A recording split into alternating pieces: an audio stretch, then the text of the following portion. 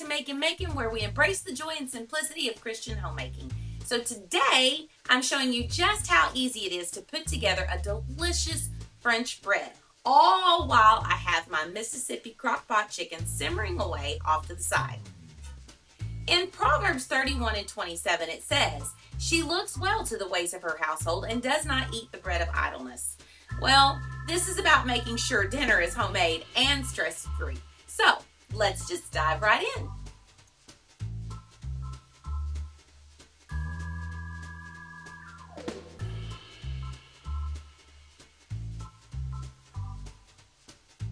Okay, so this recipe is super duper simple. I have it on my blog at makin.com. I will link it down below so that way you can go and get a list of all the ingredients and that way you can put it all together.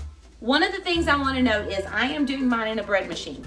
That's my preference. It's just because it's hands off. I literally put all the ingredients in here, put it in there, and I'll walk away. I don't have to do anything else except the last process, which I will show you here in this video. You can do it, and all the instructions are on my blog post, but you can do it in your stand mixer. And that way you can put it all together, knead it, and put it all out, and it still works out just as beautifully. But for me, convenience is everything, and so I have the bread machine and I use it quite frequently. So this is my daughter's favorite recipe. My son's too, I do believe, but biscuits are his favorite. But the French bread is definitely one of the favorites here in the family, and you can even make this into a sandwich loaf. But today we're making it into a French bread loaf just because it's going along with all of our supper items that we have for later this afternoon. So to show you just how simple this is, I'm just gonna throw it all together. So you can get this recipe at makin.com. I'll make sure I put the link in the description box below just for your convenience. Let's get to it.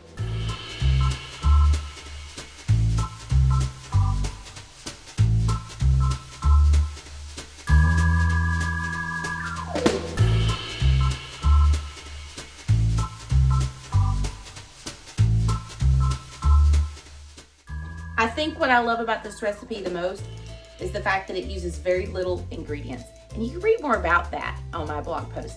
I talk about how it's called the poor man's bread, and it's a very interesting little story. But listen, when you do this butter, make sure you just chop it up really, really fine, and that way it blends into the flour very well.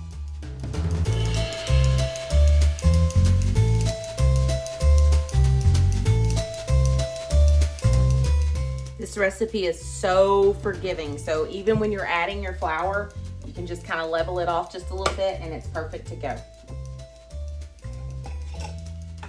Last, you're gonna add the yeast. So it calls for 1 teaspoon of yeast. And that's it. Now, once again, if you wanna do it in your mixer, stand mixer, go to the blog post, check it out, and it'll do it there for you. But for me, convenience is everything. This thing's going to the bread machine. I'll see you back once it gets done. Okay, so it was done in the bread machine. Now, if you did do yours in the bread machine, I'm going to recommend something. You can, my dough cycle is 1 hour and 30 minutes. So you can just do it for, if you're in a hurry, you can always just let it do the 30 minutes, which is the kneading process, because it takes a whole nother hour for it to rise on the stove or counter, wherever you lay it. But the first thing that you do once you get it to this process is you're going to flip it out on a floured surface, and you are going to just kind of work the bubbles out of it, and that way you can get it just kind of in a nice little ball. And then once that's done, we're going to cover it and let it sit for 15 minutes, and then I'm going to come back and then I'll shape it into the form of the French loaf like we had planned to do.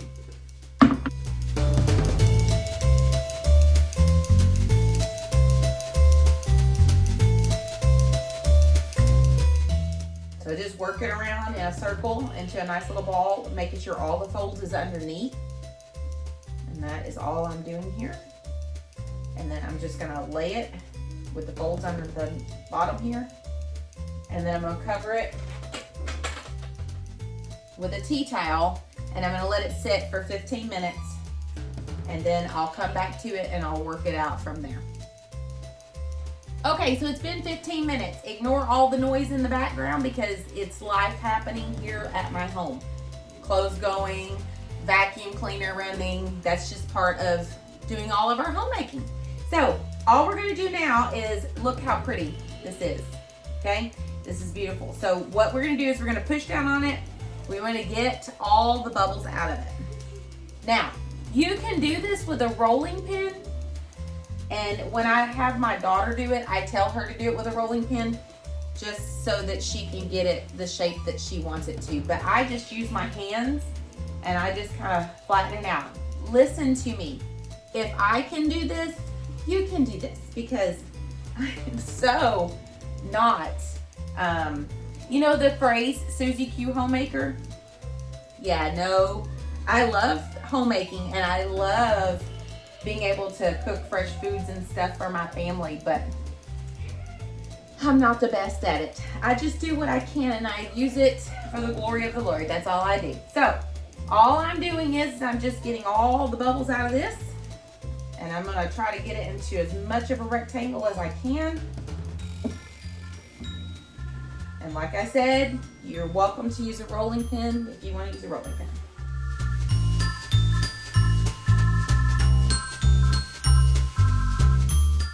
I already have my pan lined out with parchment paper that I'm going to put it on. I have that ready for me.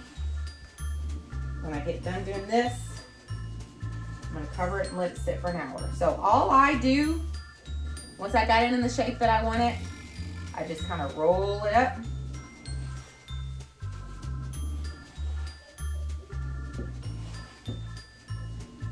Into a log shape.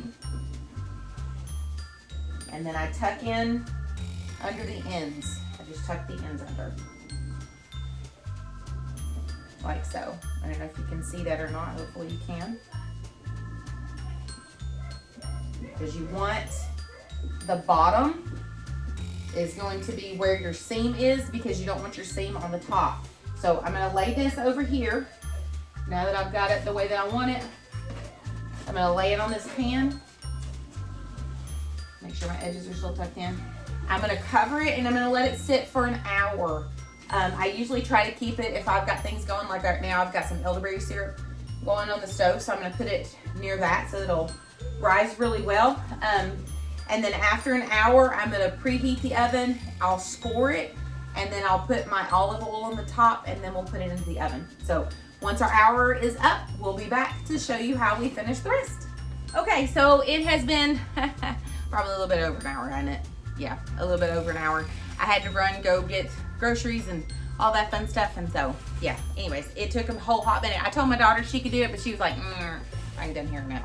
So, even though she said okay on the thing, but I don't think she wanted to video it. I'm stressing with the cookies. She's stressing with the cookies. She's doing the cookies for tonight, too. So, we have a lot going on, see, in this household at this moment that nobody knows about. You look at a video and you think, everything's good, house is clean, all that stuff. No, it never is. So I'm going to score the bread, and then I'm going to simply put the olive oil on the top, and then I'm going to stick it in the oven, and that's about it.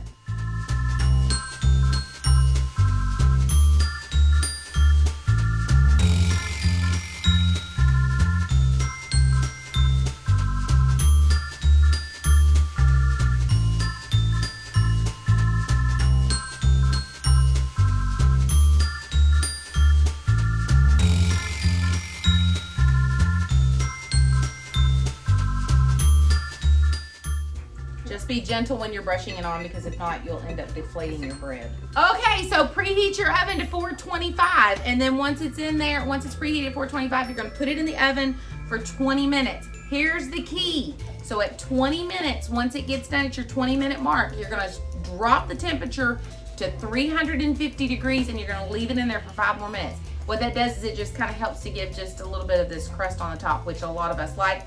But here's the bad thing, is that we end up wanting to cut the bread as soon as it comes out of the oven instead of waiting. So anyways, that's what we're gonna do now. We're gonna stick in the oven when it preheats to 425 degrees. Okay, so there's our timer. Excuse the mess. We were doing another video at the same time we're doing this one. So we're gonna bring our temperature down to 350 degrees, and then we're gonna cook it for another 5 minutes. And then it will be done. So our next timer just went off, so let's get this thing out of the oven so you can see. I love you too, son. You can see how yummy it is. look at that. Oh my goodness. Hold up. Let me show you. It looks so yummy. There it is. Oh my goodness. Doesn't that look yummy? That is so exciting. I love it. So there you have it. Simple, simple, simple. Simple French bread. It's ready for dinner now. So we have our Mississippi crockpot chicken to go with it. And then we're throwing together some corn. If you want to, like us, we love to throw together some fried potatoes and some squash. It's making me hungry thinking about it. So I am so ready to just grab this and just eat this and be done with it. So I hope that you've enjoyed this video today. I think I made a comment about elderberry syrup. And so if you're interested in that recipe, if you want to send me a comment down below, then I'll make sure that I get that recipe over to you. God bless you all. Remember, I'm always praying for you no matter if I know you or not. God bless.